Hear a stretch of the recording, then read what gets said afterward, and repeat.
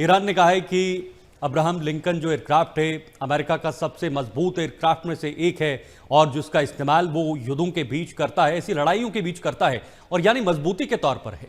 Iran ने साफ तौर पर कहा है कि अब वो भी हमारे निशाने पर हो सकता है, उस पर भी हमला किया जा सकता है, जैसे पहले कई एयरबेसिस पर ईरान ने हमला किया है। देखिए, ये जो प्रश्न है ये बड़ा इंपॉर्टेंट प्रश्न है, क्योंकि कल हम इस बारे में बात कर रहे थे। इब्राहिम लिंकन जो एयरक्राफ्ट कैरियर है, ये हाँ। एक भ्रांति थी कि ये डिबो गार्शिया गया है, जो 4000 किलोमीटर दूर है।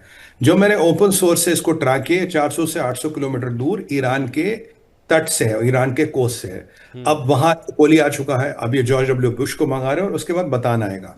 तो ये जो चार बड़े कैरियर आएंगे, जिसमें से दो एम्फीबियस शिप्स है और दो एयरक्राफ्ट कैरियर हैं। अब लिंक पे हमला करने की कोशिश ईरान ने पहले भी की है, पहले भी विफल हुआ है। फिर ये पता लगा कि वो डिबो गार्शिया चला गया कि वो ईरान के डर के मारे चला गया, ऐसे कुछ हमारे मित्रों ने ऐसी खबरें चला दी थी।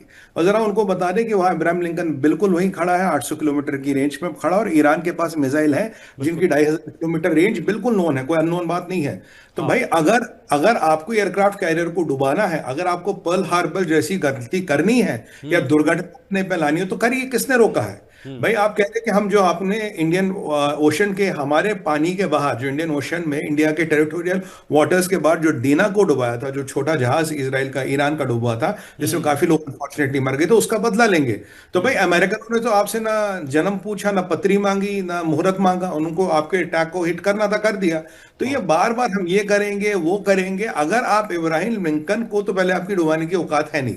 अगर आपने डुबा भी दिया सर, ये पर्ल हार्बर जैसी घटना होगी, उसके बाद क्या हुआ था आप जानते हैं, दुनिया जानती है। मैं नहीं मानता कि ये उनके औकात की बात है। मैं नहीं मानता कि ये कर सकते। अगर कर सकते होते तो इब्राहिम लिंकन को लेके आज तो, यार वो तो पिछले इतने महीने से वहां खड़ा, 2 ढाई महीने हो गए, 2 एक महीने हो गए उसको खड़े हुए। तो भाई, किस पंचांग में कौन सा मुहूर्त देख रहे हो? मतलब हमारे यहाँ मुहूर्त होता, आपके तो मुहूर्त भी नहीं होता।